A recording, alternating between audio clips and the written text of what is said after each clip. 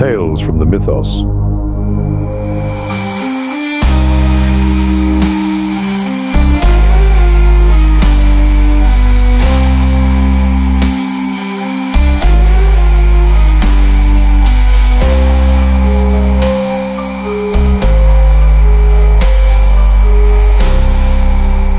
Eldritch Horror.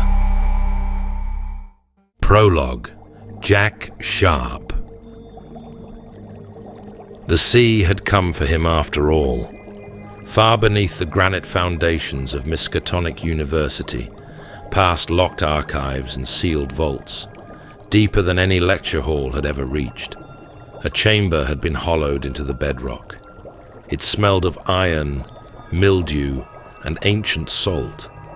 The lanterns burned low, and the air felt thick enough to drown in. At the room's center stood the tank. Glass, iron, wax, bone. It was not a machine of science. It was something older, something that had known suffering. Its seams wept brine. The water inside, green, viscous, half alive, barely rippled, and yet the body floating within it was in constant motion. Not by choice.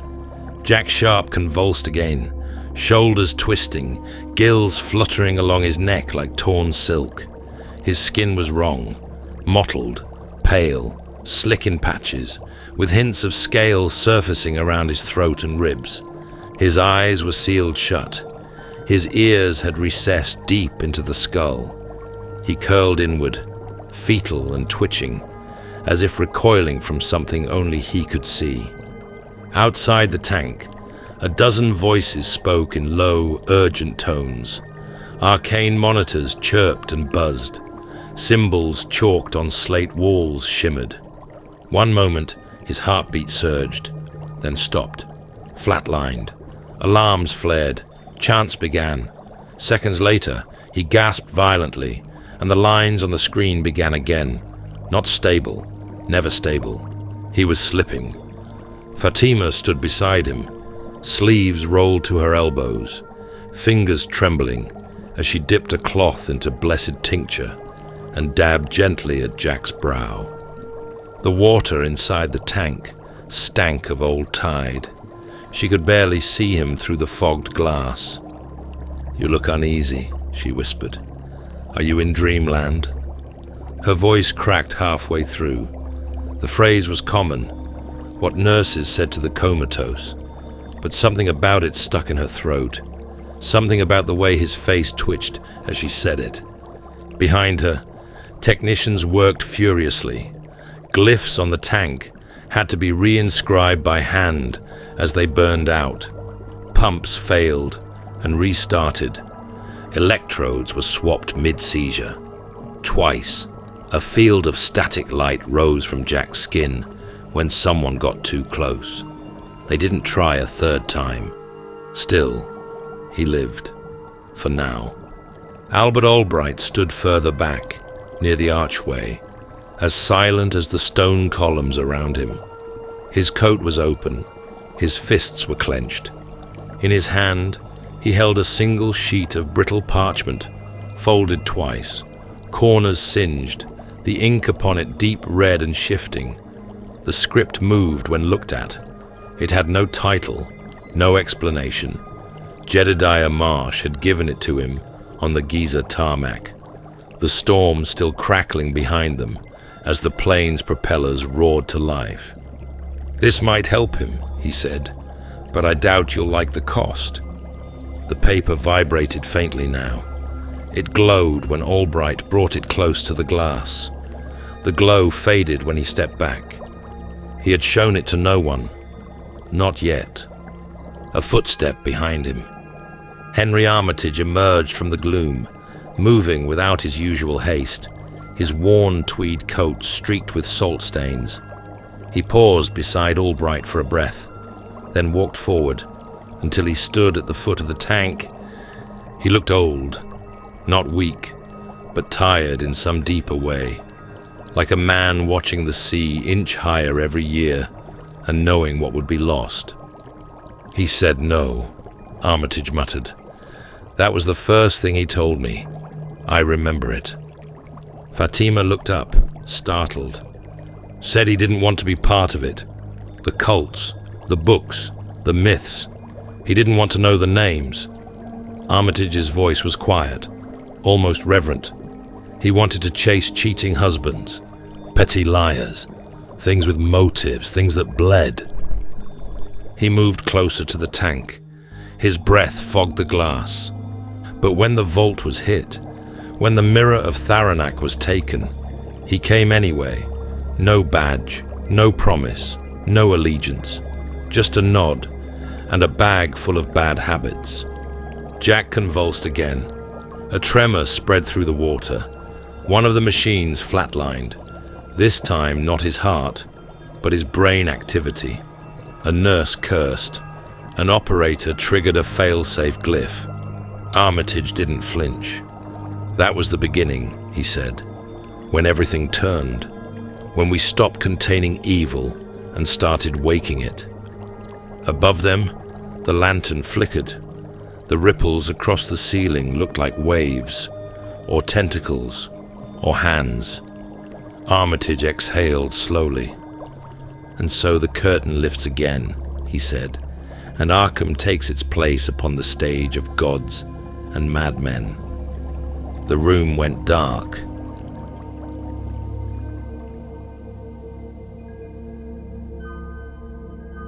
Chapter 1. The First Case. I'm Jack Sharp, private detective. I don't chase shadows or ghosts or whatever's slithering around in the storm drains. I track down cheating spouses, fake insurance claims, missing dogs, once a counterfeit violin. You'd be amazed what people are willing to pay for proof that their husband's a bastard or their kid didn't actually pawn the family silver. It's not glamorous. It barely covers rent on a one-room flat above a laundromat on East Clay. But it's honest work, most of the time. And in Arkham, that's saying something. Arkham's a city with more graveyards than playgrounds. The sky here never gets fully blue. It just goes from grey to greyer, like God lost interest mid-brushstroke. People vanish, churches burn, and there's always a low hum in the wind that makes you feel like someone's whispering your name in the wrong language. I don't pretend to understand half the shit that goes on here. I don't want to understand it. I keep my head down, my case is mundane, and my boots clean. At least, I used to. The butcher downstairs started chopping at exactly 8:57, and the walls sang with it. I was halfway through a mug of bitter coffee, and halfway into a crossword I'd already decided to cheat on when the knock came. 2 raps, heavy, like the guy on the other side had big hands and bad news.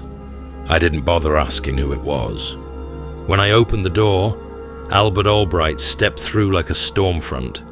Big coat, boots wet from the street, and that permanent scowl that looked less like anger and more like exhaustion with the entire human race. He didn't say hello. He just nodded once and looked around the place. My office smelled like old coffee and newer ink, with a touch of butcher grease from the shop downstairs. I'd stopped noticing it a long time ago. "You still quick?" he asked. "Still fast enough to know you're not here for small talk?" He tossed a manila folder onto my desk, like it owed him money. I let it sit there. "You ever hear of a herald?" he asked. I raised an eyebrow. "You mean, like a guy with a trumpet in a fairy tale?" "No," he said, "like the mouth of something older. Something not from here." That got my attention. Albert sat. First time I'd ever seen him do it in my office. The chair creaked, like it hadn't been used in years, which, to be fair, it hadn't. "We've got a problem," he said. "Arkham's being hunted from the inside out." I flipped open the folder. Photos, handwritten notes, sketches of salt sigils scrawled onto doors, sidewalks, flesh.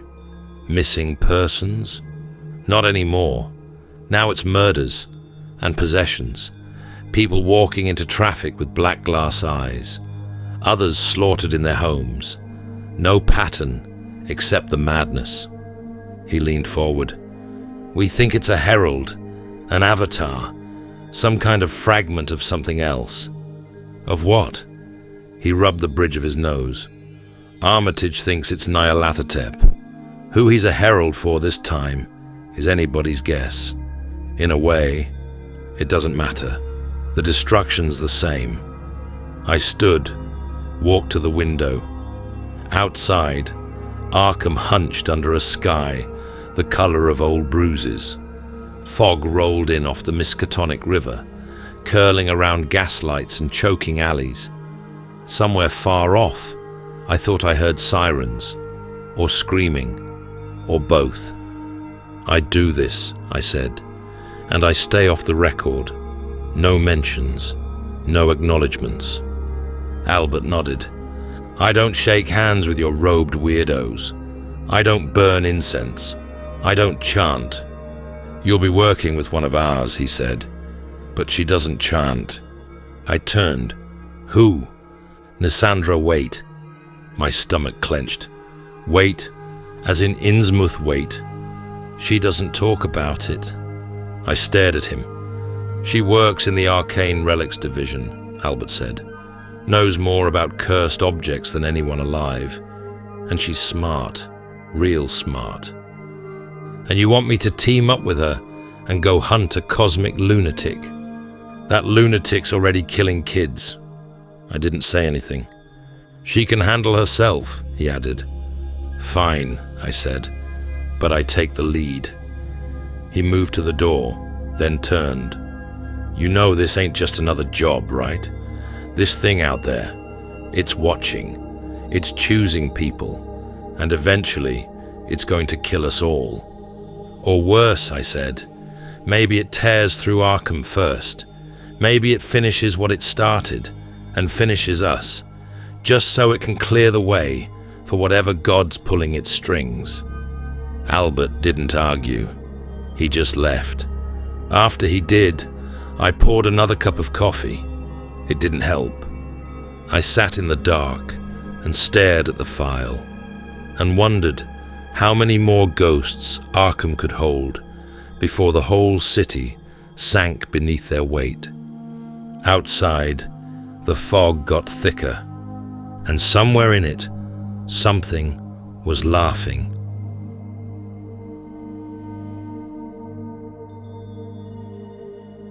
Chapter 2. Nissandra Waite. By the time I got to Miskatonic, the fog had turned to rain. Not a proper storm, just the kind that falls in sheets and makes the gutters gurgle like something underneath is trying to breathe. Miskatonic's east wing looked like it had been ripped out of an old cathedral and bolted onto a library. The stone was always damp, the windows always fogged, and the lamps always just dim enough to make you feel like you were being watched. I'd been inside the place twice before. Both times I left with a headache and a nosebleed. The receptionist didn't make eye contact when she waved me through, probably for the best.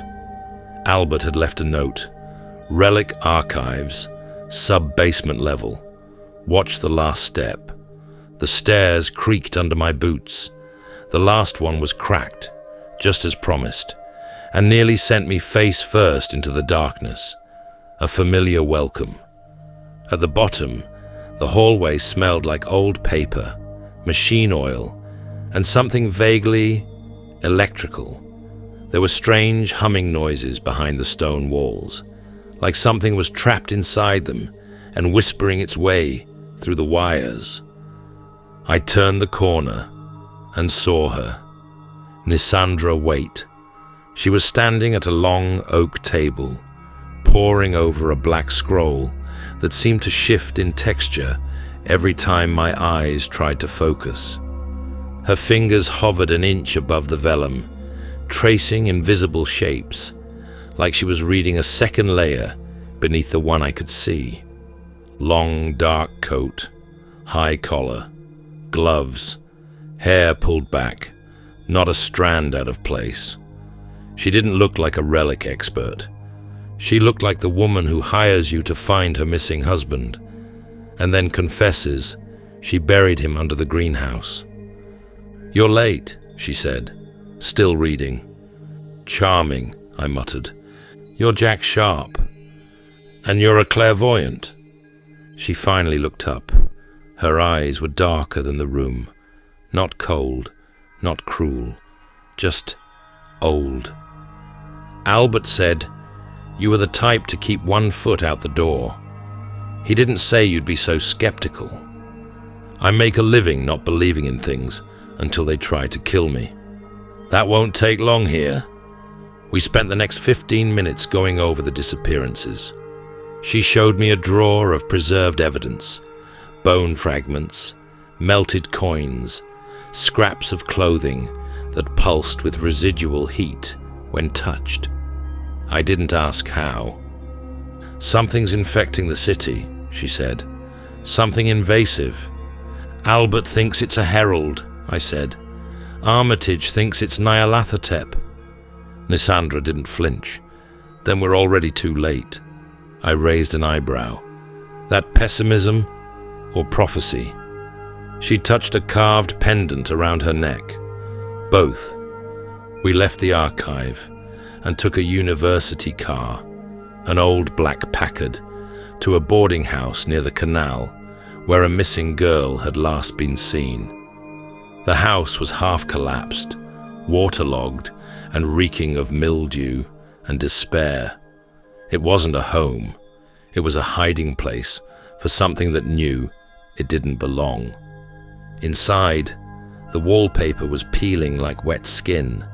A trail of black salt curved from the girl's bedroom to the hallway, symbols scrawled on the walls in something that might have been ink. "See that?" Nisandra said, kneeling by the salt. "It's inverted glyph work, not protection, invitation." "To what?" She didn't answer. Outside, the wind was picking up. The air felt charged, like a thunderstorm with no rain. I checked the revolver in my coat. We walked the perimeter of the building, found a broken fence, and a stone path that led to a manhole cover. It was partially dislodged. Something had come up through it. "Guess we're not just dealing with possession," I said. "We're dealing with transit." Nisandra nodded slowly. "There's movement between layers." "Meaning?" "Arkham isn't sealed anymore." We heard the scream around 11:42 p.m. Down by the East Canal, a man in torn pajamas was being dragged into a black alley by two figures, pale, twitching, their limbs jerking like marionettes on bad wire. No hesitation, no coordination, just cold purpose. I ran, fast. One of them saw me, turned, and its mouth opened wider than it should have. No sound came out, just a wave of wrongness. I shot it once in the chest. It didn't flinch. Shot it again in the leg. It crumpled, but didn't stop crawling. Then Nisandra raised her hand and shouted something in a language that had too many consonants. The thing convulsed and dropped dead like a puppet with its strings cut. The second one ran. We let it. The man we saved had glassy eyes and a bleeding nose. His skin had gone grey. He wouldn't stop whispering, "He's coming. He's already here. He's wearing your faces." He died before we could get him to the car. Nisandra looked shaken. Her spell had worked, but only barely. "They're not possessed in the traditional sense," she said. "They're occupied. The mind is overwritten, the soul hollowed." "How many are like this?" She didn't answer. Neither of us slept that night.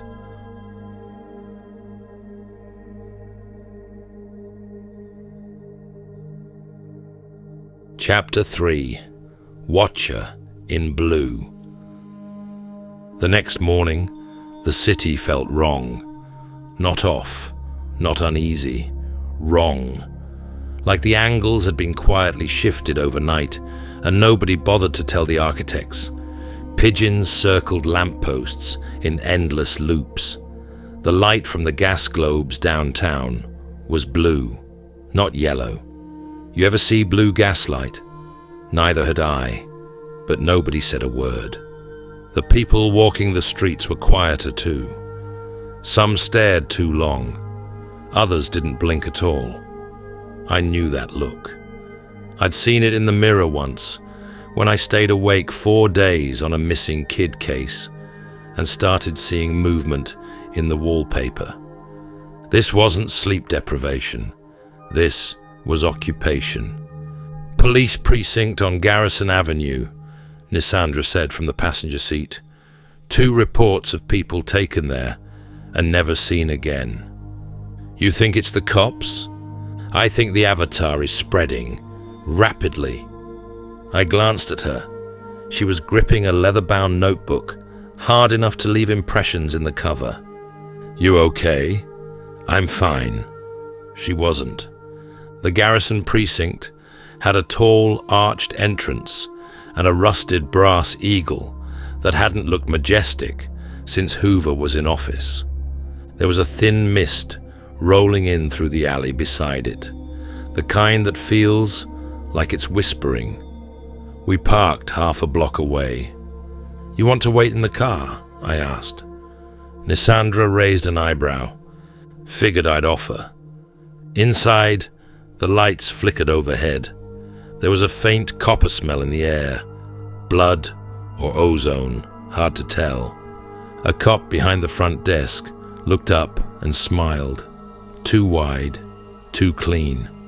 "Can I help you?" he asked, voice syrupy. "Yeah," I said. "You got a guy in holding. Name's Thomas Laird. I heard he got brought in last night. I'm his lawyer." The cop tilted his head. "We don't have anyone by that name here." I leaned closer. "You sure?"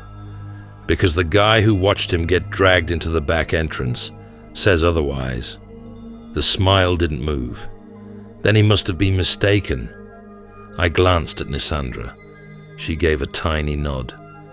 That's when I noticed the badge number on the cop's chest, 1911, was etched, not pinned. It shimmered, just slightly. He wasn't a cop. I backed off. Apologies. Must have been mistaken myself. We left. Walked around the corner. "You saw it too?" I asked. Nisandra nodded. "He's possessed, but not just him. The whole building feels hollow." "You think they're holding victims or converting them?" That was the turning point. Up to that moment, I thought maybe this was just another Arkham nightmare, the kind that fades when the sun comes up. But it was broad daylight now, and the nightmare was answering phones and wearing uniforms. So I decided to fight back. The first one I stopped was a man with red-rimmed eyes, dragging a woman by the hair down an alley near Widow's Wharf. He looked homeless, or had been. Now he was strong, fast, and humming a tune I didn't recognize, but hated instantly. He reached for something under his coat. I shot first, shoulder, non-lethal.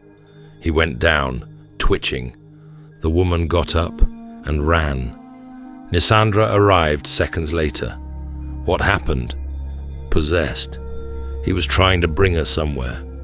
She crouched beside him, started to whisper something in that dead language again, but stopped. "His soul's already gone," she said. The second one was dressed like a teacher, plaid skirt, reading glasses. She was trying to talk a group of kids into following her into the sewers behind the East Garden Square. I confronted her. She smiled, opened her mouth to speak. Black mist leaked out. I pistol-whipped her, Hard. She collapsed. By the time Nisandra got there, the mist was gone. I was shaking. "They're hiding in plain sight," I said. "They always do," she whispered. That night, I poured myself a double and waited for sleep to come. It didn't. Instead, I started getting this feeling, like something was watching me, not with eyes, with awareness, like I'd been spotted across a battlefield by something that hadn't cared until now.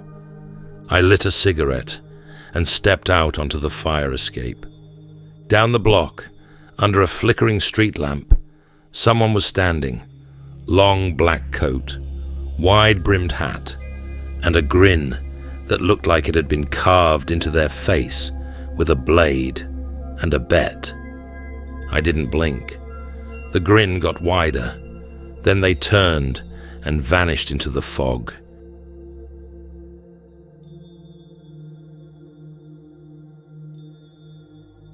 Chapter 4. The Meeting.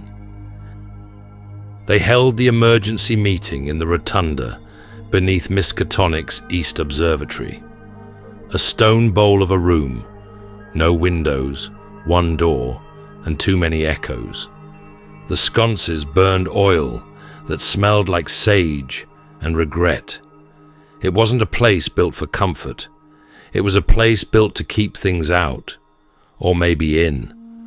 I was supposed to be there on time, but Arkham traffic has a mind of its own when the streets are half empty and the people you do see are staring into nothing. Something told me not to rush. My gut's not perfect, but it twitches when things are about to go sideways. It hadn't stopped twitching all week. By the time I reached the East Wing, the air was thick and metallic, the kind that settles in your lungs and whispers about blood. I paused outside the chamber, heard the voices below.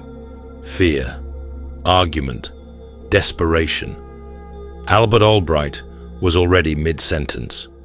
"We've sealed off the west gate, blew the bridge at South Cross. If this thing spreads any further, we lose the whole North Quarter." Professor Wilmarth spoke next. "Spread? It's already inside the walls." Dr. Francis Morgan leaned forward, hands tight on the table. "You think Nyarlathotep cares about gates? He's not a beast. He's an idea with a face." Professor Rice gave a dry laugh. And a grin. Bellows from the chemistry department muttered, "We're sitting on a powder keg. We keep talking and doing nothing. We're going to be history." Across the chamber, Nisandra sat quietly, fingers steepled beneath her chin. Her eyes never left the carved stone map inlaid on the table's center. Then the sconces flickered. The air dropped 10 degrees, and the ancient stones began to hum. The stairwell door creaked open. He didn't stride in. He arrived, like he'd always been there, and the room had finally caught up. Nyarlathotep, tall black trenchcoat, wide-brimmed hat, a grin too wide, and eyes like mirrors cracked by screams. Behind him, 4 possessed men, faces blank as wax and twitching with subtle, unnatural tics. In a deep but shrill voice he said, "Good evening. So nice to see the thinkers thinking." Albert stood, fists clenched. Nyarlathotep drifted toward him like a spider testing silk. "Albert Albright," he said warmly, "the hammer of Miskatonic, still pretending fists make walls." He stepped closer, face inches from Albert's. "Where is Jack Sharp?" he whispered. Albert didn't blink. "I will break you," Nyarlathotep said, voice low and intimate. "Not the body. That's easy.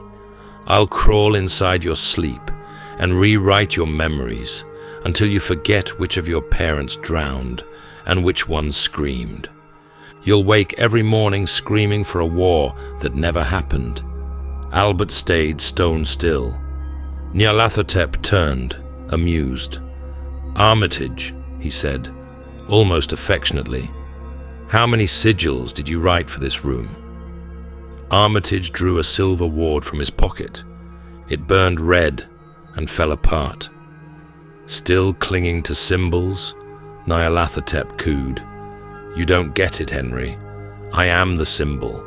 I am the glyph, the ritual, the blood in the bowl." He leaned close. "When this ends, you'll be crawling on your hands through this university's ruins, looking for a single intact syllable to scream before the world goes quiet." Then he turned to Nisandra. "My dear, wait," he said softly, still trying to pull threads from the dark. She rose to her feet, eyes unblinking. "Stay away," she said. "Oh, I'll do more than that." He raised the shining trapezohedron, and its light lanced out like a blade.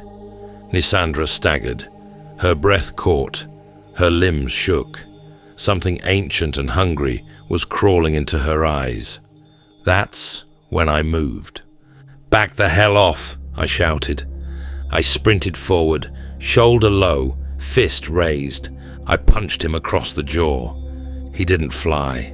He stumbled, half spun, more out of surprise than pain.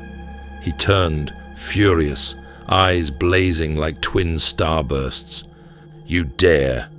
"I do," I said, and I kicked him, hard. He stumbled backward, and through the tall stained glass window behind him.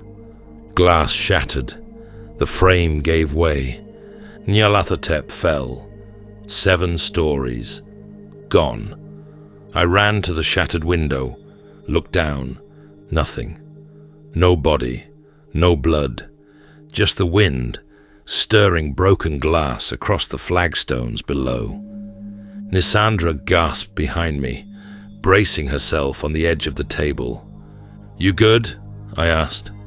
"I am now," she said. Albert was already checking the fallen thugs.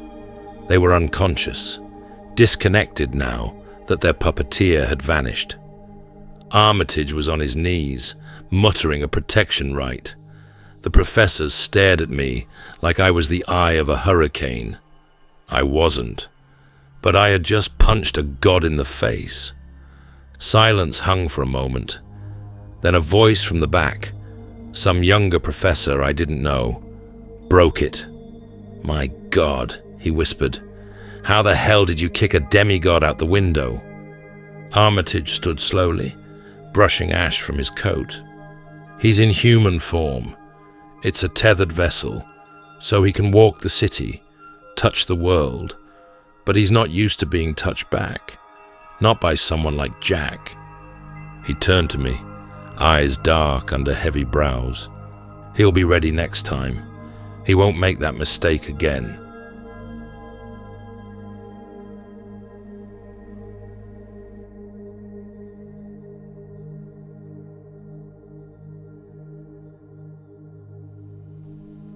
Chapter 5.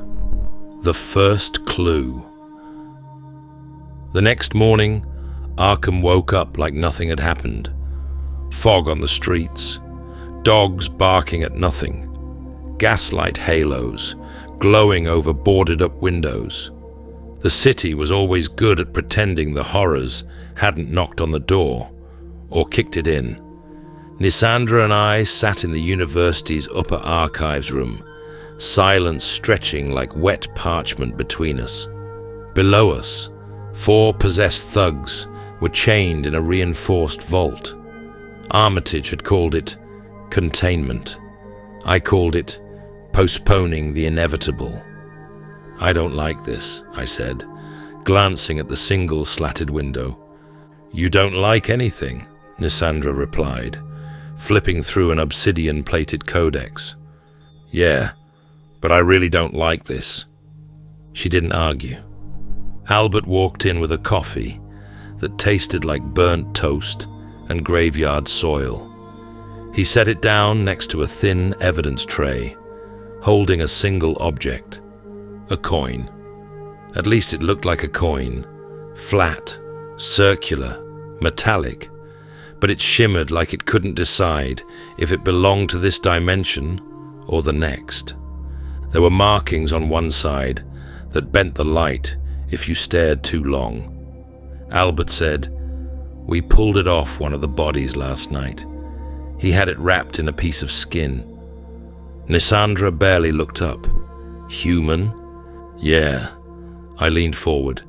"It looks mirrored, but not reflective." "Not a mirror," Nisandra murmured. "A seal."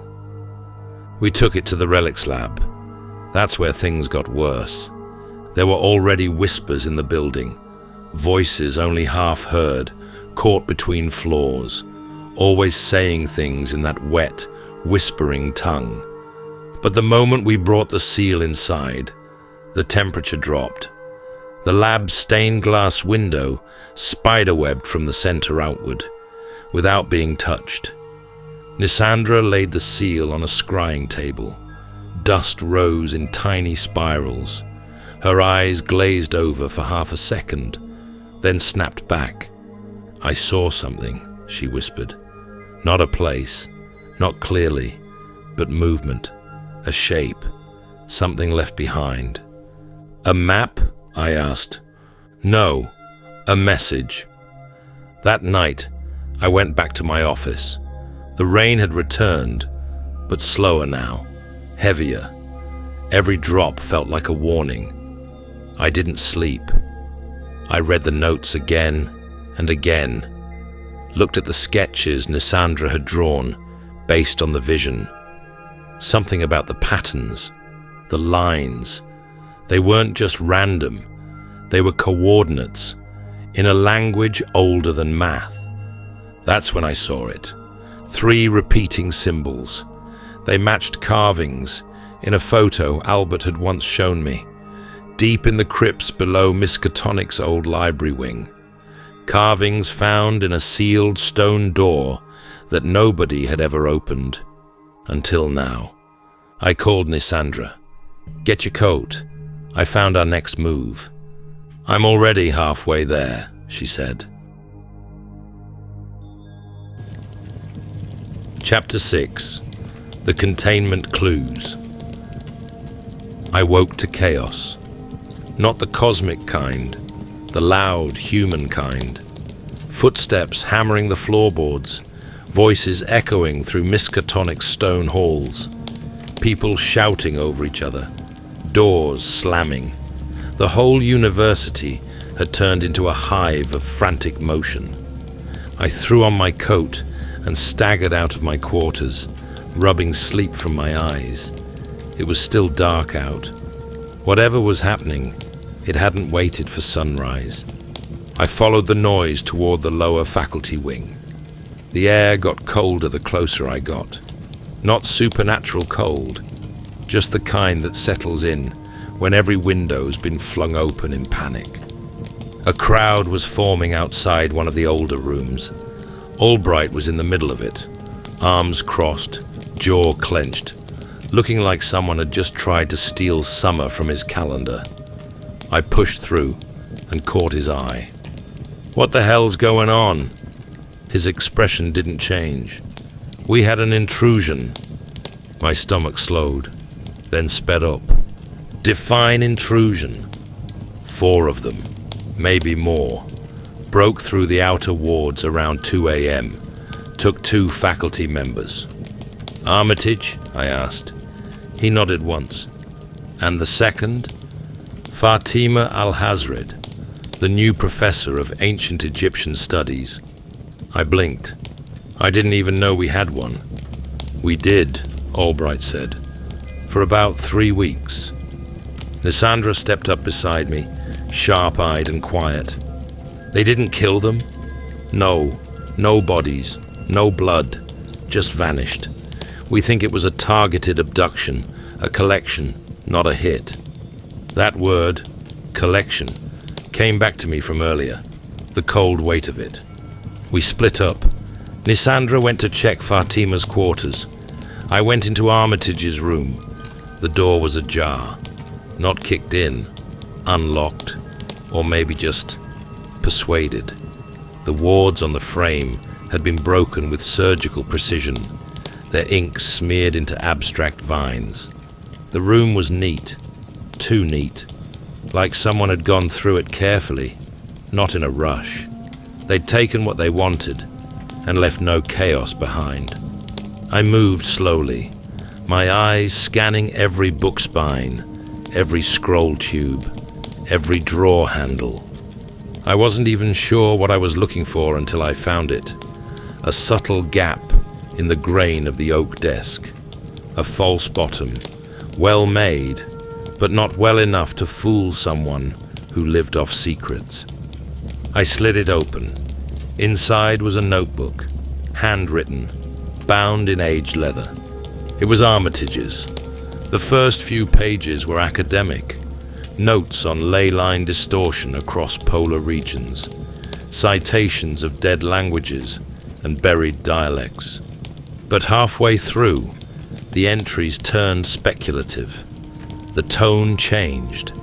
The writing got faster, less controlled. The last few pages detailed a Miskatonic expedition to Antarctica, one I'd never heard about.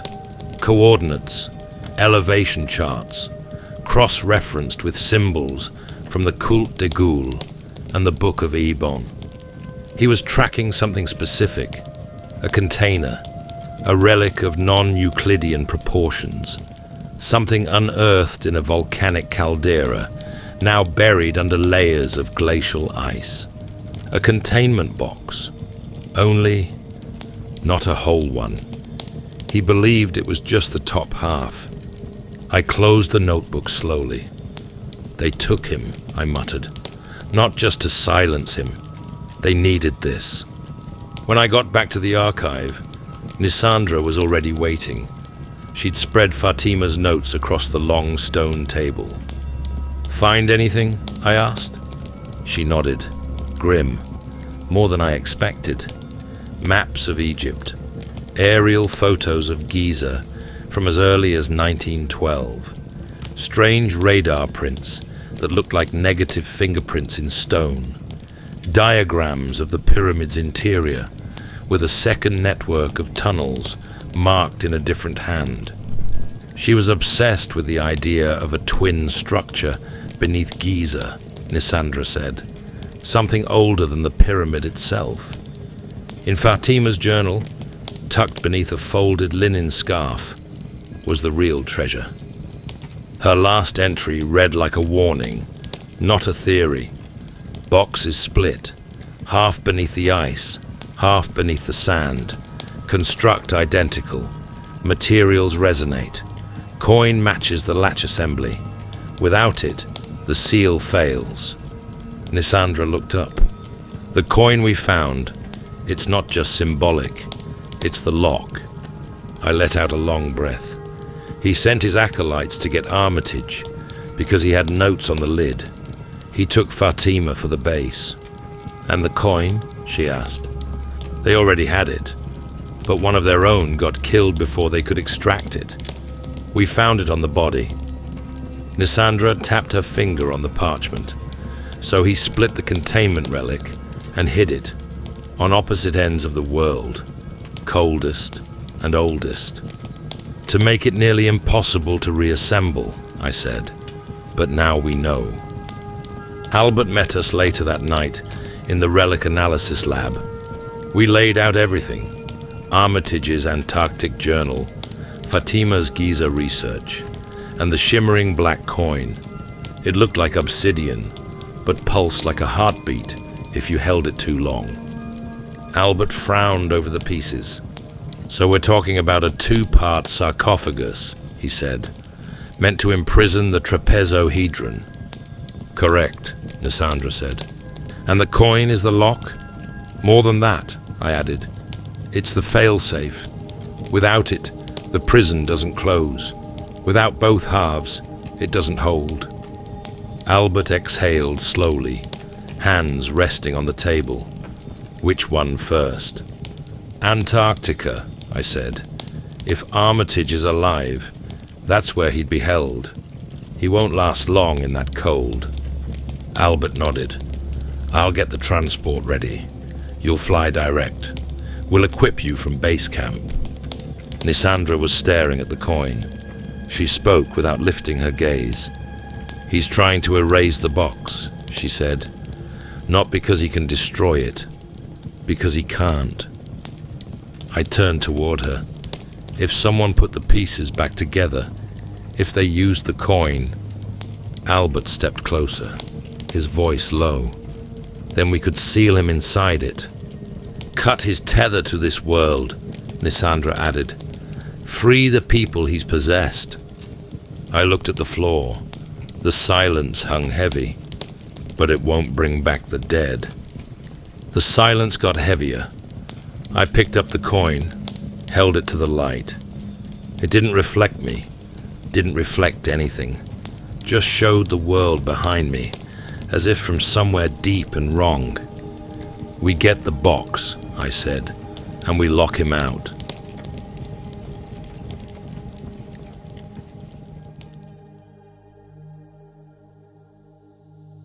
Chapter 7. The Arctic Caldera. The wind howled like it had teeth, not the kind that whistled through trees or fluttered flags, but the kind that battered metal, clawed at skin, and buried entire expeditions in silence. It rocked our transport plane as we dipped beneath the cloud line, revealing the endless white nightmare below. Jagged ranges rose like the ribs of a dead god, and in the distance, the tiny black outpost of Miskatonic's Antarctic base hunched against the ice. Hell of a vacation spot, Moose muttered beside me, pressing his face to the frosted window. Moose was thick-necked, thick-chested, and thick-skulled in the best possible way, our guide and our shield. His patched-together coat looked like it had survived a dozen storms and a few fistfights. He wore it like armor. Across from us, Nisandra Waite was silent, her fingers interlocked around a leather-bound notebook, face tight beneath her fur-lined hood. She hadn't spoken much since the coin, the box fragments, and the disappearance of Armitage and Fatima. I couldn't tell if she was frightened, furious, or both. You've been quiet, I said to her. I'm calculating odds, she replied without looking up. And none of them are good. The plane shuddered again, a deep metal groan beneath our boots. I looked out the window, just as the runway came into view, just a smooth sheet of ice, marked by flags and hope. Touchdown was a punch to the spine. The pilot didn't stick around to chat. Waiting on the ice was a man who looked like the wind had carved him from salt and hard liquor. Dr. William Dyer, long retired, but still stationed at the edge of the known world. You sharp, he barked, squinting at me like the sun offended him. Unfortunately, he grunted, unimpressed. Come with me. The Caldera's not going to wait. We loaded onto a crawler, rusted treads, groaning suspension, a cockpit that smelled like fear and diesel. Dyer sat up front, hands gripping the wheel like it was the last piece of earth he trusted. The journey across the ice was 2 days of monotony, broken only by moments of panic. The crawler creaked with every gust. Frost crawled along the inside of the windows, forming spiderwebs of frozen breath. We slept in shifts, wrapped in insulated tombs that passed for sleeping bags. As we neared the coordinates, the terrain changed. Peaks rose around us like shark fins. The wind slowed. The temperature dropped another 10 degrees. The sky turned the color of bruised steel. This is it, Dyer said, pointing toward a massive depression in the landscape, a caldera 1/2 mile wide, its edges jagged and black, with exposed volcanic rock. The snow inside it glistened with a strange grey sheen, untouched by recent storms. We descended on foot, boots crunching through layers of ice older than civilization. At the center of the caldera, half buried in snow, was a fissure no wider than a coffin. "You sure about this?" Moose asked, peering down. "No," I said, "but we're here." The air changed as soon as we crawled inside. It got heavier, stiller, too still. The tunnel wasn't natural, too symmetrical. The walls were smooth, curved slightly inward, forcing us into a hunched crawl. My gloves slid on the polished surface, which was warm to the touch, wrongly warm, like something underneath was alive. We clicked on our headlamps. The light didn't behave. It stuttered across the walls like it was trying to escape. Then we saw it. The color. It rippled across the surface in veins and whirlpools, not paint, not glow. A shifting radiance made of colors I couldn't name. Green that burned, purple that bled, red that sang. I blinked hard. My vision kept sliding. "I don't feel good," Moose said behind me. "Eyes forward," Nisandra warned. "Don't focus on the walls." But the walls weren't the problem. The problem was the way the light reached for us. Time slowed.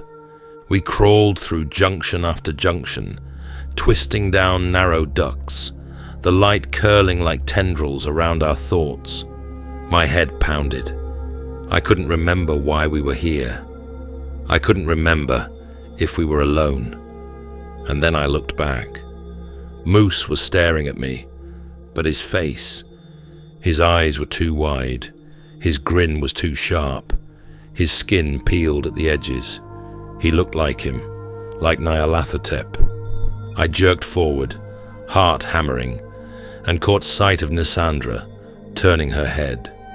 Her cheekbones were gaunt, her mouth curled in a smile I'd never seen her make. Her eyes were twin mirrors, not mirrors, windows. Dyer grabbed my arm from behind. "Jack!" I turned, and his face collapsed inward, like his skull had been pinched between invisible fingers. His mouth didn't move, but I heard the whisper, "It's already over, Jack." I screamed and ran. I don't remember how long I crawled. My hands bled, my knees burned. I crashed into turns, slammed into the duct walls, hyperventilated through my rebreather. The color got brighter, then darker, then nothing. Then a chamber, a room, real, solid, silent. I collapsed against the floor, dizzy, sweat freezing on my skin. I reached into my pack, hands trembling, and found them. The sunglasses, heavy-duty polar lenses. I slapped them on and opened my eyes. The color was still there, but now it sat behind glass, defanged and distorted. Something in my mind cleared. Whatever it was behind me now. I went back. Moose was on top of Nisandra, choking her. Dyer was thrashing like a fish in a net, eyes wide and blank. I shoulder-tackled Moose off her. We rolled. He elbowed me in the ribs. The sunglasses I was holding for him flew from my hand and skidded across the floor. I scrambled after them, grabbed them, and forced them onto his face. He flailed. I tied his arms down with a length of rope. Dyer came next. Harder, heavier, but slower. I got the lenses over his eyes, and he crumpled like a puppet with cut strings. Then Nisandra. She was still conscious, coughing, barely able to sit up. "You okay?" I asked. "I am now," she rasped. As we rested and caught our breath, a quiet voice crackled through the shortwave, clipped to Dyer's pack. He picked it up. "This is Base," came the voice. "We have urgent news from Arkham. Repeat, urgent. Mayor Bradley is dead. Murdered. Publicly. 3 others with him. Town's panicking. We don't know what's next." The silence in the duct was sudden and suffocating. Dyer lowered the receiver. I looked at Nissandra. "He's not waiting anymore," I said. "No," she whispered. "He's accelerating." That's when we saw it. A door, perfectly rectangular, seamless, set into the far wall like it had always been waiting. No handle, no hinges, no markings. We tried everything. Moose shoved it with his shoulder. Nothing. Dyer used a heat torch. Not even a scorch mark. Nissandra drew glyphs, whispered incantations, sketched protective circles on the floor. The door didn't flinch. I sat down, staring, and then I noticed the smear of blood on Moose's cheek from our scuffle. It was drying, dark and crusted near his temple. I leaned in. "What now?" he asked, squinting. I didn't answer, just reached out and swiped a finger across the blood. "Hey," he said. "What the hell?" I stood, walked to the door, and pressed the bloodied fingertip to the center. The door vanished. No noise, no light, just gone. The room beyond wasn't meant for humans. It was tall, vaulted like a cathedral, but the scale was wrong, designed for creatures that crawled on spirals or slithered on geometry that didn't care for vertebrae. The walls were carved with flowing sigils that twisted if you looked too long. The air smelled like metal and ice and something you dream about and forget on waking. Instead of shelves, there were cylinders, thousands of them, floating in recessed alcoves, humming with inner light. "A library," Nissandra whispered. "Of what?" I asked. She didn't answer. We moved carefully. No one touched anything except with gloves. Then I saw it. A cylinder marked with the same glyph we'd seen in the relic logs, the one tied to the trapezohedron. I picked it up. It was warm, lighter than it should have been. I twisted the top. With a faint hiss, it opened. Inside, nestled in alien fabric, was the top half of the containment box. Cold, black, veined with glowing sigils. Nissandra exhaled. "We found it." No one smiled. We had half a prison. I held the box fragment in my gloved hands, the weight of it anchoring me back to something close to reality. The relief was immediate and fleeting, because then we looked around. "We should check the rest of the chamber," I said, already moving. "Armitage could still be here somewhere." Dyer didn't need telling twice. He went left. Moose went right. Nissandra followed me into the shadows. We searched the aisles, the nooks, the hollows in the walls. We looked behind the cylinder bays, beneath raised platforms. We called his name. We found nothing. Not a shoe, not a shred of cloth, not a whisper of breath, just more silence. Eventually, Moose stood in the center of the room, shoulders heaving. "He's not here." Nissandra didn't speak. She just sank against a wall, her eyes glassy and far away. Dyer turned back toward me. "Then that only leaves Egypt." I stared at the box fragment in my hand, its surface pulsing dimly, like the heartbeat of something buried. "Yeah," I said. "We'll tell the others when we get back. Albert's gonna take it hard." I slid the box into my coat, the cold biting through the fabric. Then we heard something. It was faint at first, but grew louder quickly. Somewhere deep behind us, The echo came. Tekeli Lee! Tekeli Lee! Dyer went pale. No, he whispered. Not here. Not now. I didn't ask. I already knew. It was a Shoggoth.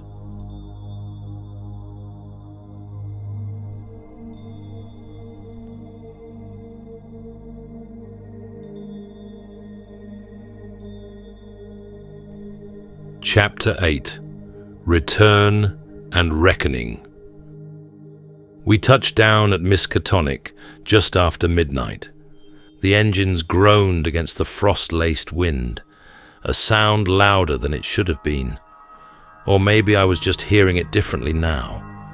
We'd left something ancient and hungry behind us in that caldera, and some part of me still hadn't crawled out. Moose stumbled out behind us, arms bound at his sides, sunglasses still strapped to his face. He hadn't spoken since the ducks, just breathed, shallow, trembling, present, in body only. The med team rushed him onto a gurney. Albright was already there, overcoat flapping in the wind, scarf crooked, eyes bloodshot and alert. "Moose?" he asked. "Alive," I said, "but not whole." Albright's eyes lingered on the rest of us, Nisandra, Dyer, myself, then to the cold silence between us. He said nothing more. He didn't need to. We waited in the infirmary hallway while Moose was stabilized. Dyer paced with his arms folded tight. Nisandra sat near the window, staring at the black trees outside, like they might rearrange themselves into meaning. I didn't move, just watched the closed door and waited for answers I already knew. Albright returned. The door clicked softly behind him. "He's sedated," he said. "Physically stable, but..." He trailed off. Then his voice dropped, quieter. "I think I heard... but Armitage?" I shook my head. Number I didn't. Nisandra lowered her eyes. "Then he's in Egypt," she said quietly, "with Fatima." Albright nodded, slowly. He didn't look surprised. The upper library smelled like old parchment and colder memories. We gathered around the main table, the fire behind us flickering low. Albright rolled out a hand-inked map of North Africa. "You'll need someone who knows the terrain," he said. "I've arranged a guide." The doors creaked open, and in waddled a man, maybe 5'4" in height and 6 foot wide in personality, round glasses, mustache like a cartoon detective. His tan desert tunic looked like someone had stitched together a dozen survival packs and called it clothing. He adjusted his fedora. "Name's Porkchop," he said. "Seriously?" Dyer asked. "You expected a guy named Lambshank?" Porkchop rolled out a second map, this one stained and creased, like it had been used to swat flies and summon demons. "You're not going into the pyramid," he said, tapping Giza with a stubby finger. "You're going under it." "How far under?" I asked. "Pre-Egyptian, older than dust, vaults and crawl spaces, alien architecture. It's not a tomb, it's a wound." Nisandra furrowed her brow. "You've been there?" "Once. Barely left. Still get sand in places I didn't know I had." He tapped the map again. "But if the second half of the box is anywhere, it's here." The rest of the day was all rope, rations, and rechecks. Nisandra and Dyer packed field notes and diagrams. I cleaned my pistol. No one talked about Moose. Albright locked the top half of the containment box inside the university vault. "We'll protect it here until you return," he told me. I nodded, gripping the coin in my pocket a little tighter. As we approached the hangar, Porkchop handed out garments, sand-colored robes, veils, boots. "We're not sightseeing," he said. but better to look like locals than bait. Mine was practical. Nissandra's looked ceremonial. Pork chops, well, it looked like a stitched-together bomb shelter. I counted at least 25 pouches and a ladle hanging off one hip. "You gonna cook the monsters into submission?" I asked. "Only if they're under-seasoned," he said, straight-faced. The plane engines growled as we strapped in. Dyer double-checked oxygen regulators. Nissandra thumbed through scroll notes. Porkchop sat back and promptly fell asleep with his hat over his eyes. I watched the university vanish beneath us, watched the fog roll over Arkham's hills. Half the box was locked away behind stone and vault bolts. The other half was buried under sand and secrets. And somewhere down there, Armitage was waiting.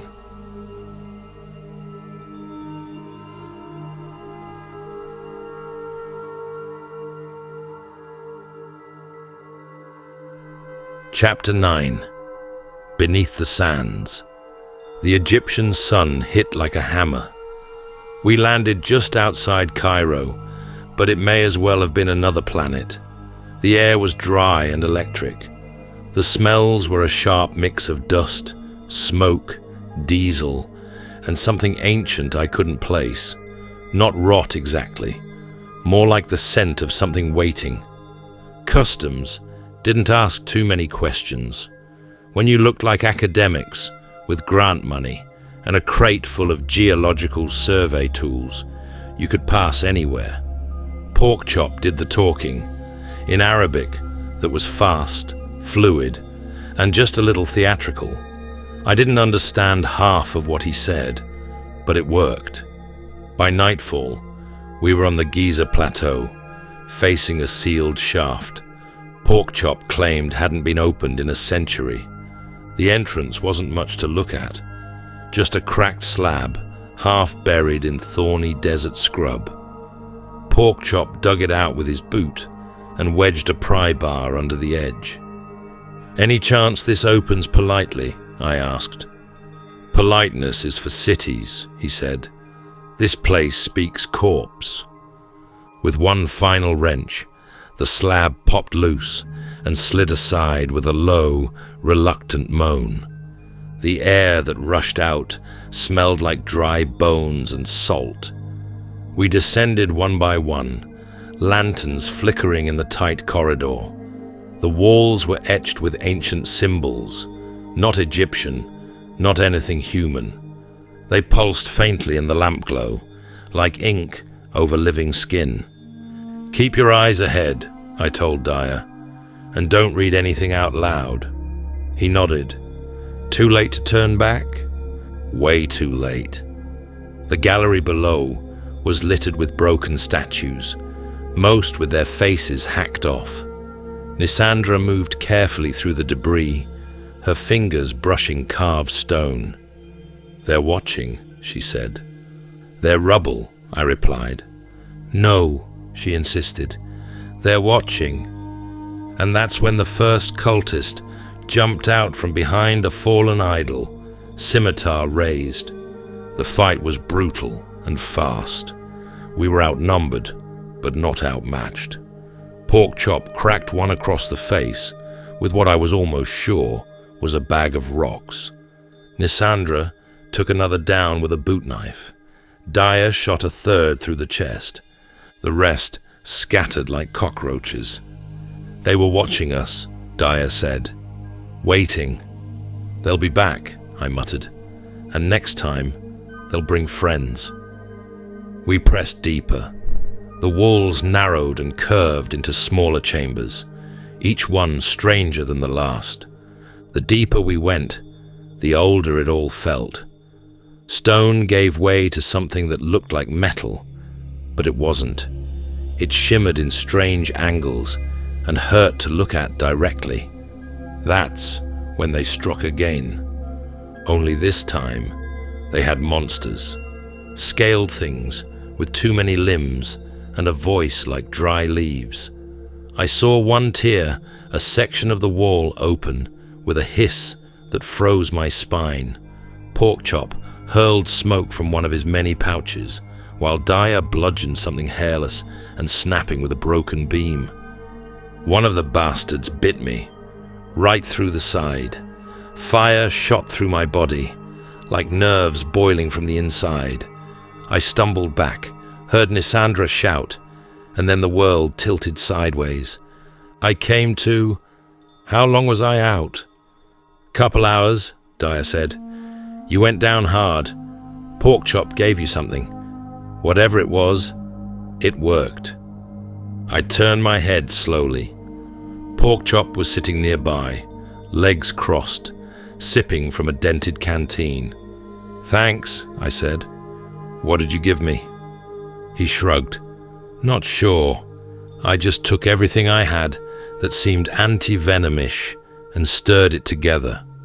So I got lucky?" "Oh yeah," he said. "I had no idea if it would work." Then he added, "I'm glad it did. I didn't want to have to carry you." We kept moving, slow and steady. Eventually we found the remains of a small expedition. 4 bodies, long dead. Equipment half buried in dust. All local, all armed, all eviscerated. "No sign of Fatima or Armitage," Nisandra murmured. I tightened my grip on the revolver. We were running out of time. A little farther in, we paused near an upper balcony, carved into the walls of what was clearly a ritual chamber. Down below, dozens of cultists, robed and chanting. At the far end, 2 figures bound, one draped in ceremonial wrappings, the other shackled upright against a pillar. "Fatima and Armitage," I said. Dyer swore under his breath. "We're outnumbered 10 to 1, I said. "Charging in gets us killed." I turned back to the group. "All right, what do we have that's useful?" Porkchop smiled. From his tunic, he pulled a slingshot. I stared at him. "Okay, that's a start. We've got a couple of guns.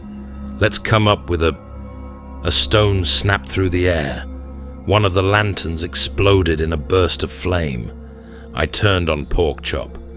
"What the hell are you doing?" "We've got headlamps." "They don't," he said, loading another stone. "Darkness gives us the advantage. We were supposed to come up with a plan before you started." But it was too late. The cultists had heard the noise. They turned, saw us. "Shit," Porkchop barked, reloading. Dozens of them began rushing up the stairwell. I drew my revolver. "Move!" With Nisandra behind me, we started blasting.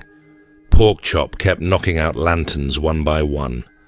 The room plunged into darkness, and chaos reigned. Through the smoke, we made our push. I found Armitage first, wrapped like a mummy, barely breathing. Dyer helped him up and started dragging him, slow and stumbling. I reached Fatima next. She was bleeding, weak, but alert. "You all right?" I asked. "I am now," she whispered. As I helped her up, I spotted something behind the altar they had been using, half covered in dust, glowing faintly with the same etching I'd seen once before. The top half of the containment box. My heart thudded. I grabbed it and tucked it inside my coat. We reached the cart. Dyer was already half dragging Armitage toward it, the professor barely able to lift his head. I turned to help Fatima up. And that's when a cultist lunged from the shadows, grabbing her by the arm and yanking her backward. She screamed. I spun, pulled her back, and we both tumbled to the ground hard. My head cracked against the stone. The wind left my lungs. The cultist raised a blade. Dyer tackled him before it could fall, while Porkchop came out of nowhere, hurling one of his metal pouches directly into the man's throat. The sound it made wasn't human. He dropped instantly. Porkchop hauled me to my feet. "Jack, now!" I grabbed Fatima and helped her up. We rushed to the cart. Together, we threw both her and Armitage into it, barely more than a metal bin with wheels, but salvation nonetheless. I grabbed the handles. "Cover me!" I shouted. And then the escape began. Porkchop laid down fire with terrifying accuracy. Slingshot stones dropped cultists like flies. Nysandra stayed just behind me, watching our flank. Dyer huffed alongside the cart, still clutching a pistol, dragging one leg from a fresh gash in his calf. What sounded like Nyarlathotep's scream echoed through the tomb, rage incarnate. Behind us, the shadows warped, mist churned. Porkchop dropped smoke bombs, flung wire traps, and finally pulled 2 metal orbs from his pouch. Thin wire stretched across the corridor, dropping 2 more cultists as they charged. We reached the shaft. Sunlight, barely visible. Porkchop lit dynamite and hurled it behind us. "Jack, run!" The tomb exploded behind us. We didn't stop until we were far enough into the desert to collapse.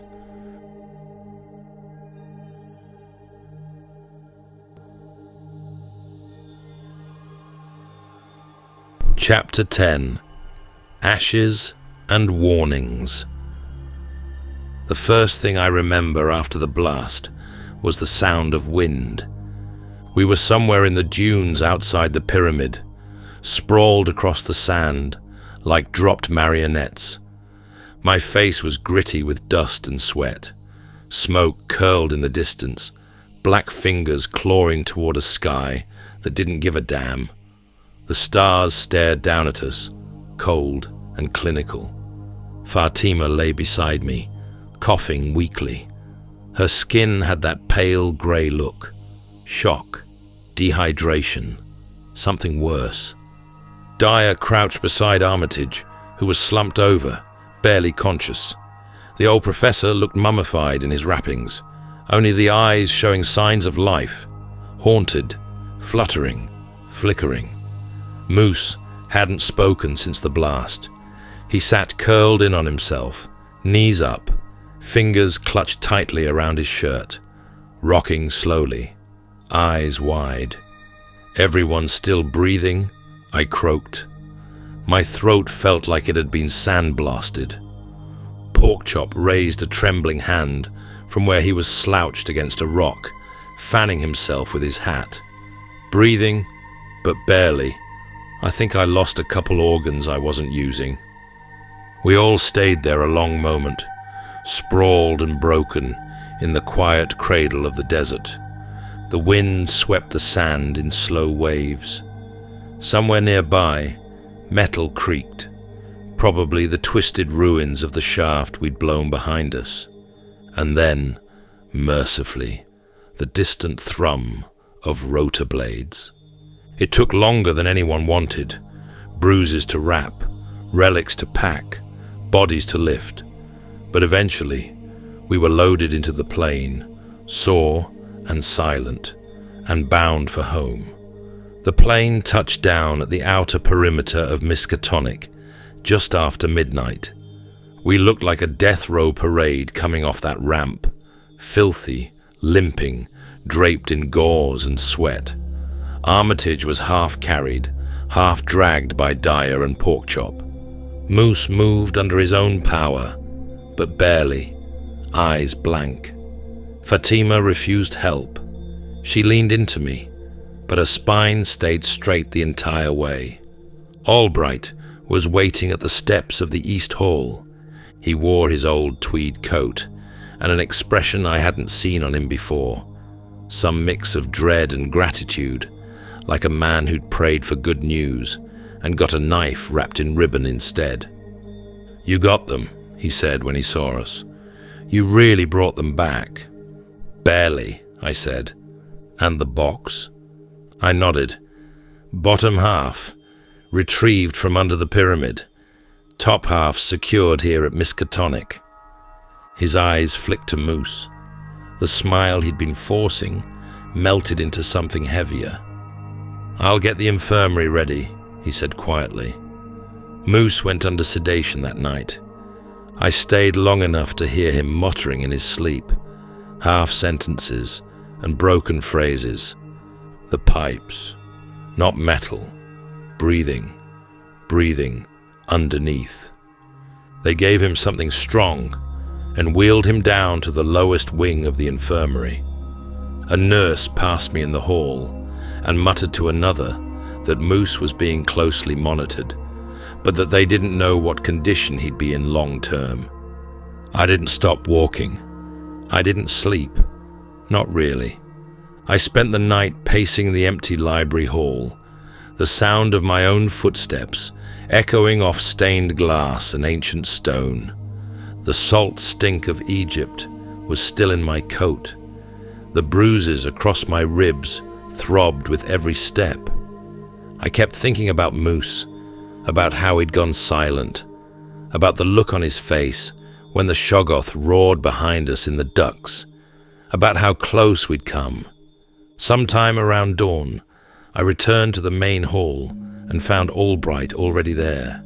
Maps spread out, books piled like barricades, the two halves of the containment box laid side by side like relics from some dark religion. He looked up when I entered. Couldn't sleep either. Didn't try. The others trickled in slowly. Fatima, limping but alert. Dyer, his calf wrapped in blood-stained gauze. Nissandra Waite arrived last, her cloak streaked with dust, her expression grim but steady. She took a seat near the relic, without a word. Albright began. "First, thank you, all of you. What you pulled off, getting both halves of the containment box, rescuing Armitage and Fatima, that was impossible, and you did it." He looked at me. "How bad was it?" I said nothing, just looked at Moose's empty chair. Albright nodded grimly. "Then we won't waste time. Now that we have both halves and the sealing coin, the only thing left is the artifact itself, Nyarlathotep's tether, the shining trapezohedron." After the others settled around the table, Albright said, "By the way, Jack, I don't think anyone's formally introduced you to Fatima. Fatima, Jack, Jack, Fatima." He gestured between us like a maestro conducting an awkward symphony. Jack's the reluctant sleuth helping us out, given how bad things have gotten with Nyarlathotep. And Fatima is our newest professor of arcane anthropology, specializing in Middle Eastern mythologies. She's worked in Syria, Egypt, and Constantinople. 5 languages, 2 doctorates, and a publishing record that keeps the Vatican nervous. "You flatter me," she said, offering her hand. I looked around at all these good people who are fighting indescribable horrors to save the city, and likely the world. A twinge of guilt settled under my ribs for always keeping one foot out the door. I took a breath, pulled my coat tighter, and readied myself for whatever came next.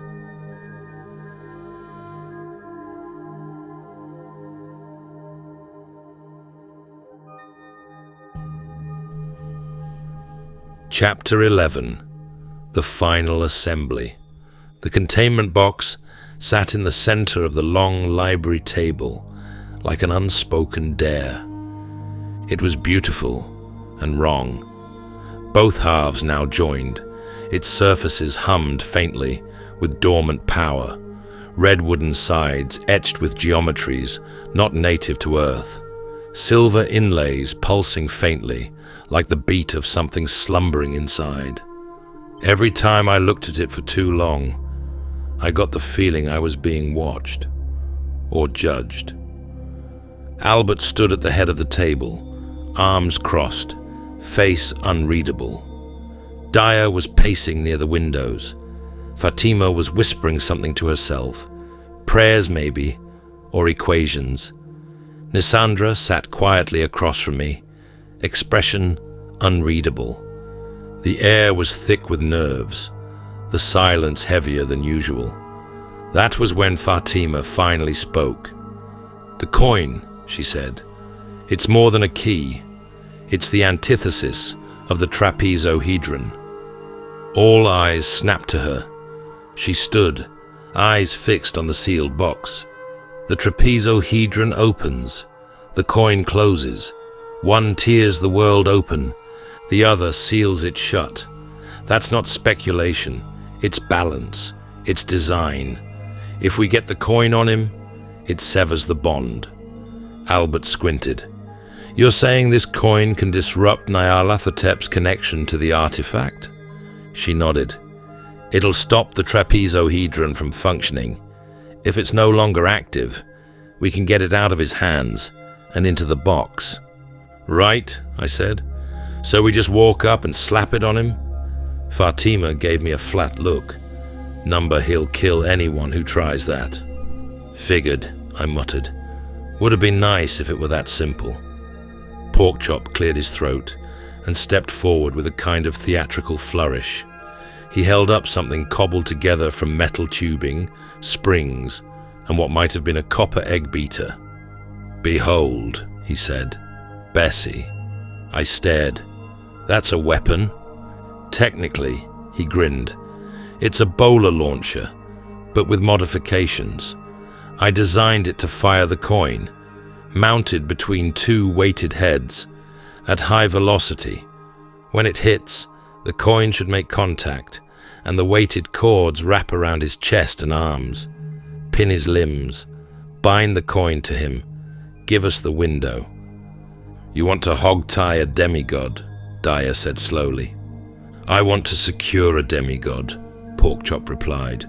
"Style's just a bonus." Albert looked at him. "And after that?" Fatima answered. "Then we get the trapezohedron into the box. The coin cuts the cord. The box closes it." I rubbed my jaw. "And once he's not holding it, he's just vulnerable." "We hope," Fatima said. "Once it's sealed, he loses his tether to this world." Albert stepped forward, voice calm but heavy.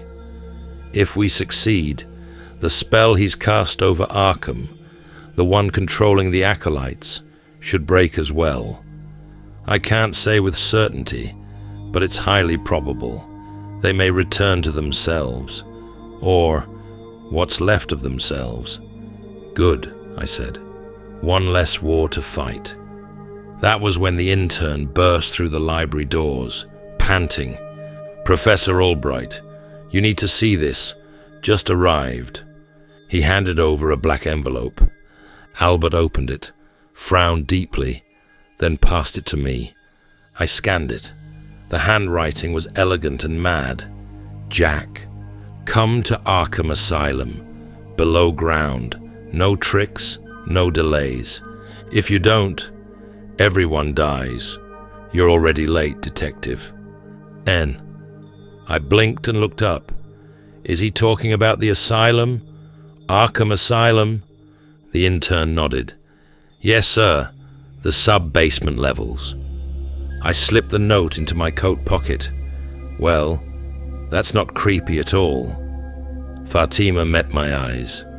"You won't be alone." I gave a short nod. "Let's make sure this bastard doesn't get a second act."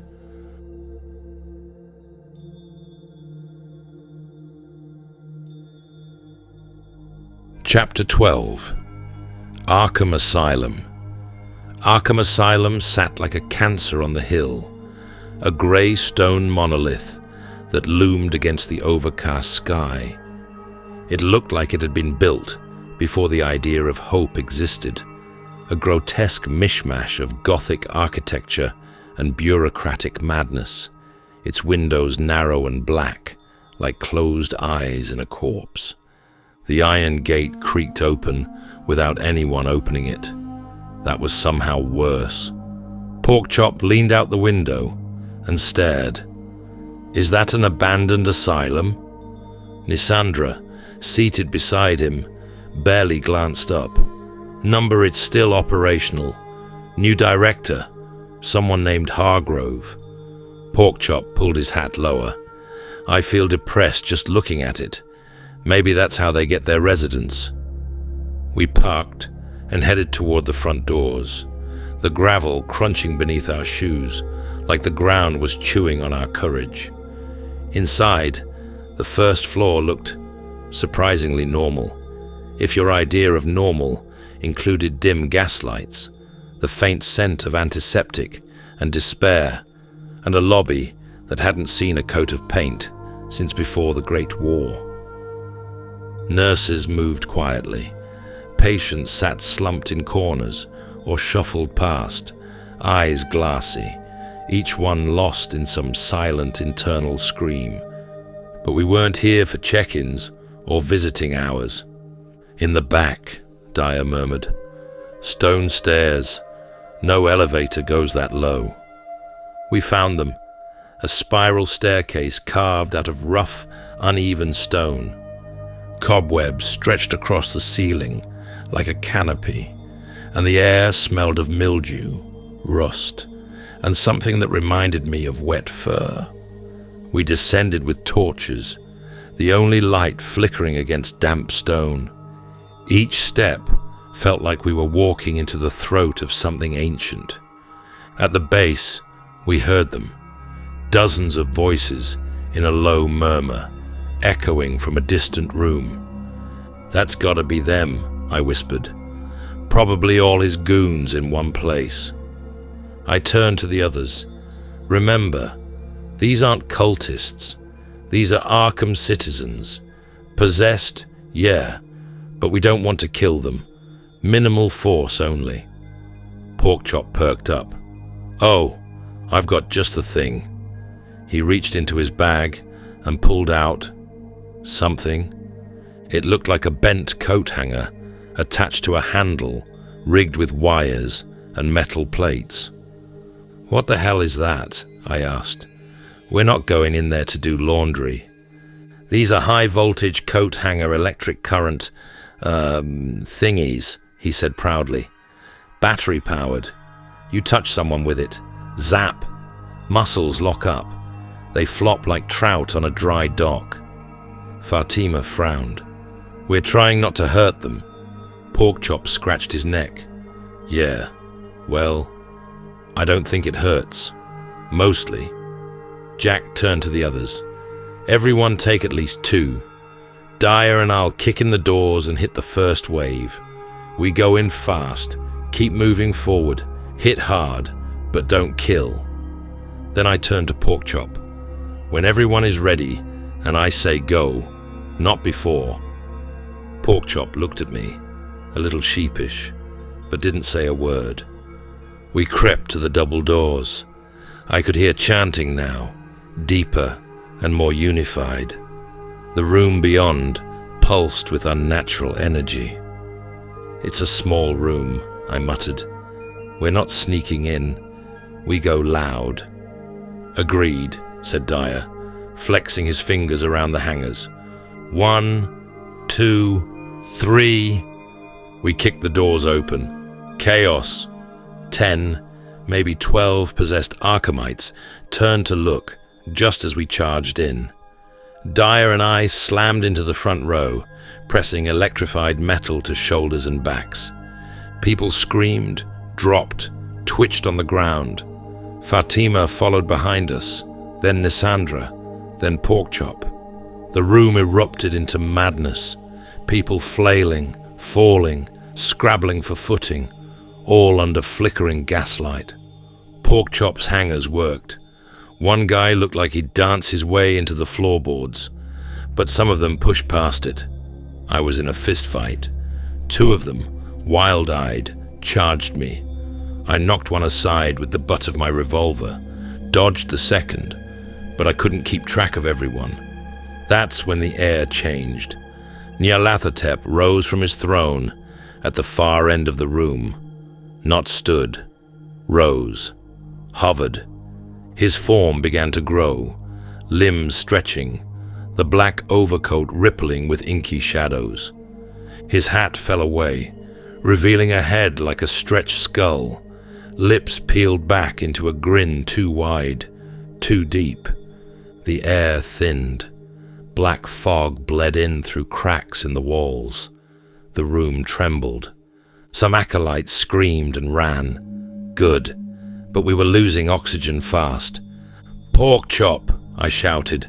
"Now!" He dropped to one knee, steadying the gadget he'd rigged like a crossbow. In its prongs sat the bowler, its two heavy weights swirling with thin wire, the coin glinting at its core. He fired. The bowler whistled through the air, spinning, elegant, and missed.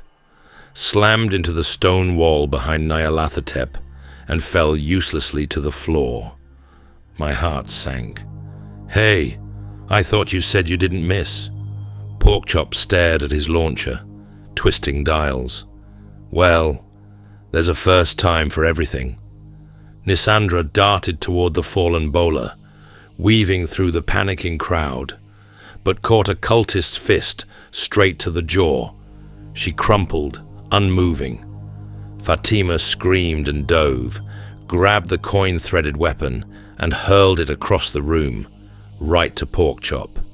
But Nyarlathotep was waiting. He caught Fatima mid-lunge, hands closing around her skull, lifting her off the ground. His grin widened, and he lifted his head. Eyes like obsidian mirrors stared into her soul. Fatima gasped, body trembling, face thinning, like her very essence was being pulled out through her eyes. I charged him, grabbed him from behind, arm locked around his throat. I screamed as fire raced up my arms, couldn't let go. He flung Fatima aside and grabbed me. My flesh sizzled where he touched, my vision blurred. And then he screamed. The bowler struck true, wrapped around his chest, the coin burning red-hot into his sternum. His arms were locked down, the cord biting into his sleeves. He wailed, and everyone dropped to their knees, ears bleeding from the sound. The air shifted. The fog began to recede. The cultists stopped fighting. One by one, they looked around, dazed, frightened, waking up from some shared nightmare. Nyarlathotep tried to tear the bowler off, shrieking, clawing. I saw the box, the containment vessel, fallen beside Fatima. I ran, leapt, rolled through the chaos, snatched the box and the shining trapezohedron inside.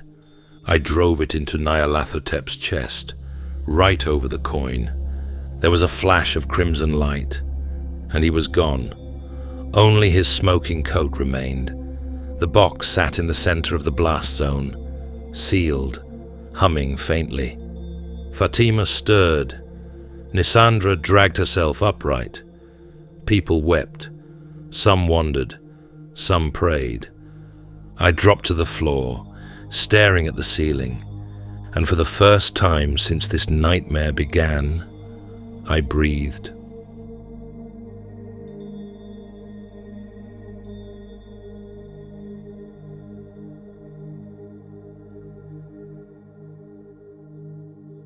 Chapter 13. Aftermath. The light had dimmed to a dull hum, and the silence that followed was almost reverent. We stayed like that for a few seconds. No one spoke, no one moved, just ragged breathing, the smell of smoke and charred fabric hanging in the air, and the faint hiss of a shattered reality closing itself back up. Fatima coughed beside me. Color was already returning to her cheeks. She pulled herself up and reached for her satchel, withdrawing a glass vial of thick amber salve. Wordlessly, she applied it to the burns across my arms and neck, her fingers trembling. Then, Nisandra knelt beside her. "I can do more," she said softly. Fatima blinked. "More?" Nisandra's voice was calm, distant. "My people, We remember. From Yehanthle, there is a practice, remembering. It's like turning the tide of time back, just slightly, for one soul. She pulled a small, ancient-looking book from the folds of her coat.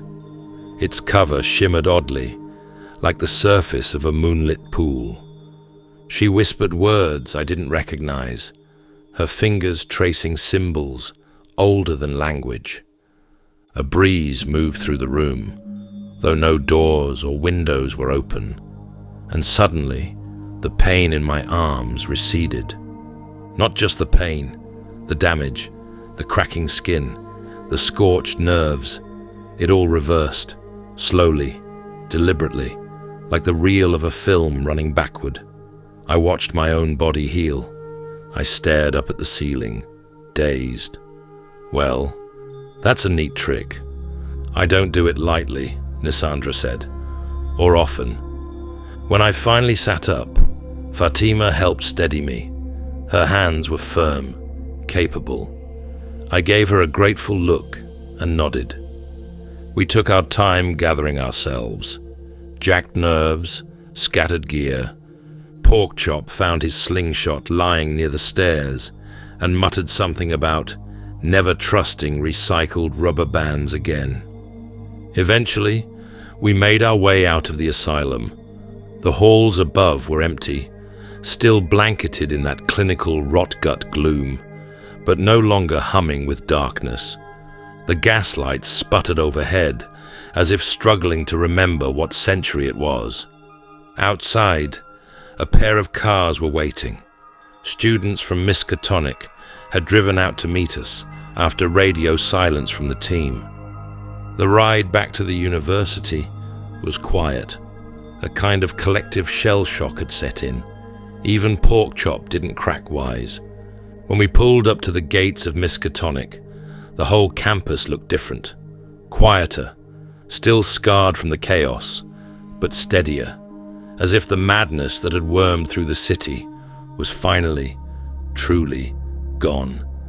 Inside the infirmary, a nurse with sunken eyes and trembling lips met us. "We're going to admit him to Arkham Asylum," she said of Moose, "most likely as a permanent resident."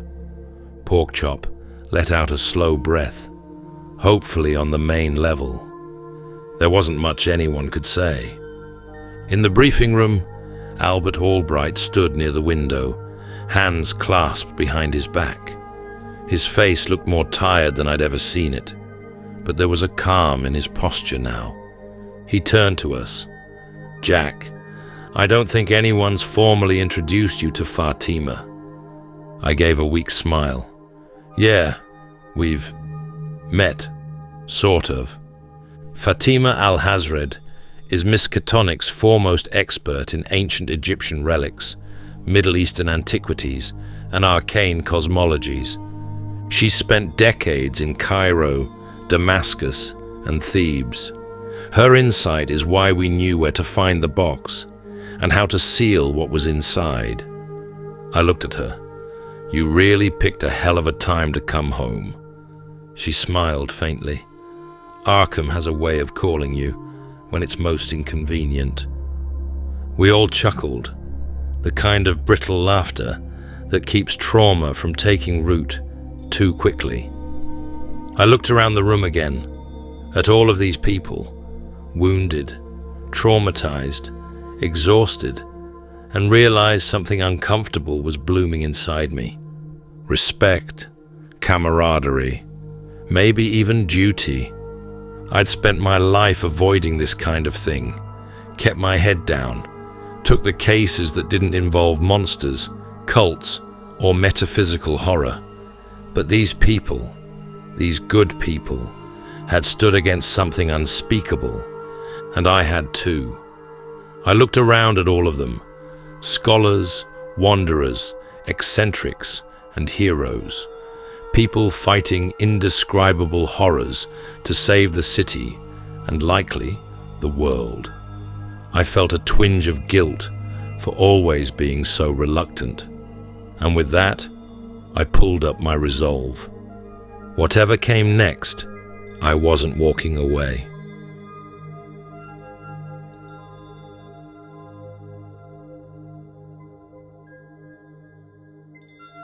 Epilogue.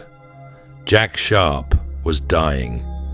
He floated in the thick saline tank like a man already dead, limbs slack, skin pale and sallow.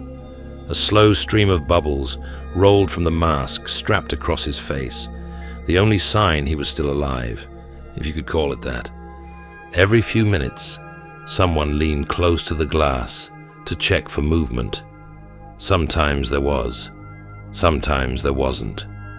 Fatima sat beside him now, one hand pressed flat to the curved glass, her forehead leaning against it. "Jack," she whispered, voice cracking. "We've been through too much for it to end like this. Please, don't leave me. I don't think I can make it through the darkness alone." Tears rolled down her cheeks, silent and unrelenting.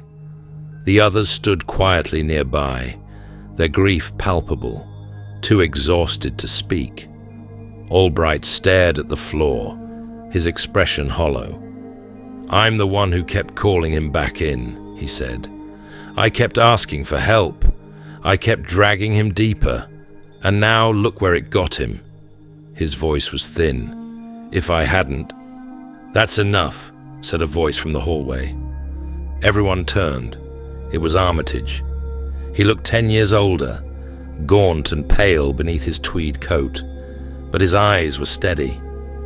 "I was looking through old case files," Armitage continued, "trying to find anything that could help Jack. And I stumbled on something I'd forgotten.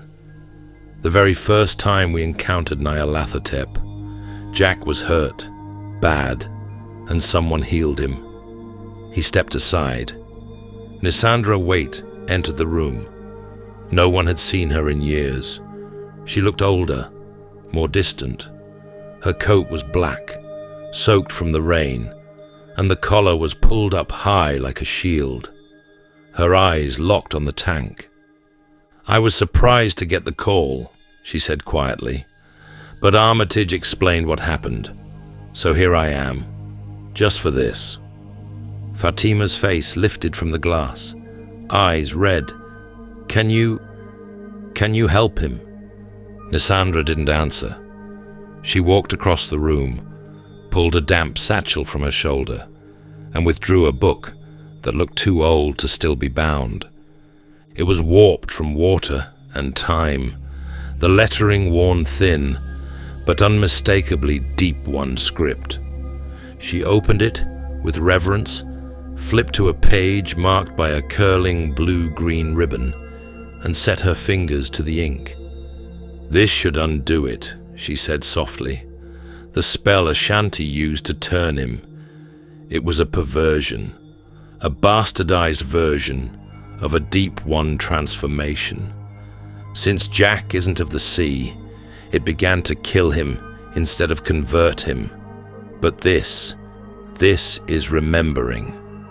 Her voice was steady, but everyone else held their breath.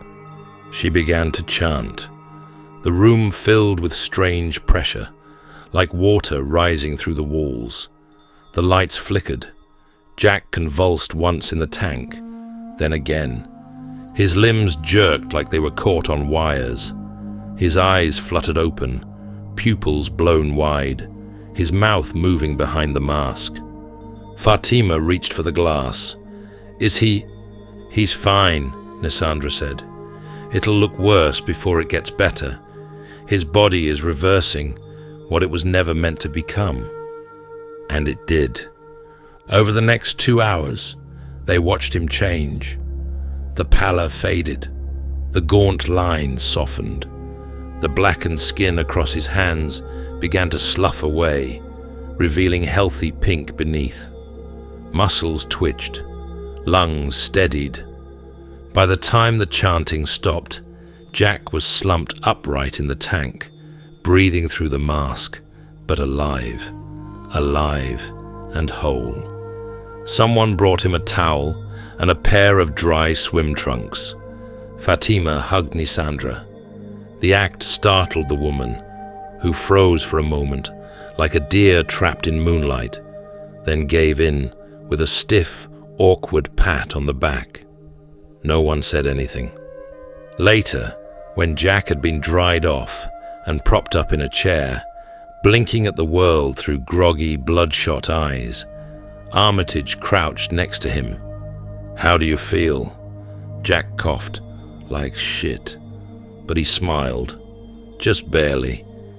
He scanned the room, seeing familiar faces, friends, people who had risked everything to save him. Again. The circle was still whole. He looked at Fatima. "Where's Porkchop?" She paused, eyes flicking down. You don't remember." Jack blinked. The transformation had wrecked his mind, left gaps he couldn't explain. When she didn't answer, he nodded. "Right, I guess I do. Just needed a second to feel it." He leaned back in the chair, staring at the ceiling. The world was still what it was, a place cracked wide open by the mythos. But so long as they stood together, maybe it could still be held in place.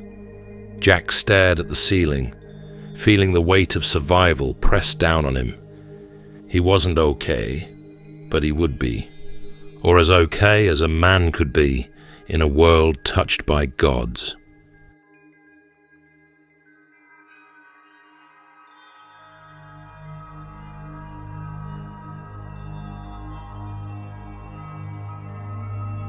Far below the citadel of Yahantley, beneath veils of steam and chanting coral torches, the throne room pulsed with an ambient pressure, like the slow breathing of the deep. The walls were alive with carvings older than tongues, and in the center, sprawled across the throne like a corpse waiting for tides, sat Obed Marsh. His once imposing frame was gaunt now, flesh-mottled, sea-pale, webbing frayed. He looked more sculpture than man, his gills twitching with every labored breath, each word dragging from his throat like a net through silt. "Use the scroll," he rasped, voice brittle and wet. "Strike them down while they are weak." Grace Marsh knelt beside him, armored in silver-laced kelp and scaled bone. Her hands rested on the haft of her trident, but her expression was far from eager. She bowed her head. "Yes, Your Grace," she said, "but even with Ashanti weakened, even with his concubine locked away in the drowned vault, we still fight uphill." Jedediah stood nearby, leaning on a coral staff wound with whale hair and iron. His eyes were hard and skeptical beneath the dim lanterns. Grace continued, voice low. "The desert favors them, the heat, the dryness. It scorches us before we can draw breath. That place is not built for our kind. They will have sorcery, traps, things meant to twist the tide back in their favor. We would bleed to claim the sands. And the scroll." Her voice faltered. "The scroll can be taken." Obed's eyes fluttered. His lips cracked into a broken smile. And then, barely louder than the tide that sloshed against the pillars of the throne room, "Not Giza," he wheezed. "America." A silence settled in the chamber, like a dropped anchor. Jedediah turned slowly to Grace. Grace's eyes met his, uncertain, then widening. "A bold move," she murmured. "Unexpected, unconventional. We've never struck the Empire on their own soil." Jedediah's voice was darker. They'd never see it coming. Obed stirred once more, a long shudder crawling down his spine. His voice was little more than bubbles and breath, but the words struck with the weight of a coming storm. And Miskatonic. The silence after was total. Somewhere in the deep, a wail keened, long and mournful. Grey stood, lifting her trident with both hands, her jaw set like a queen bracing for war. So be it.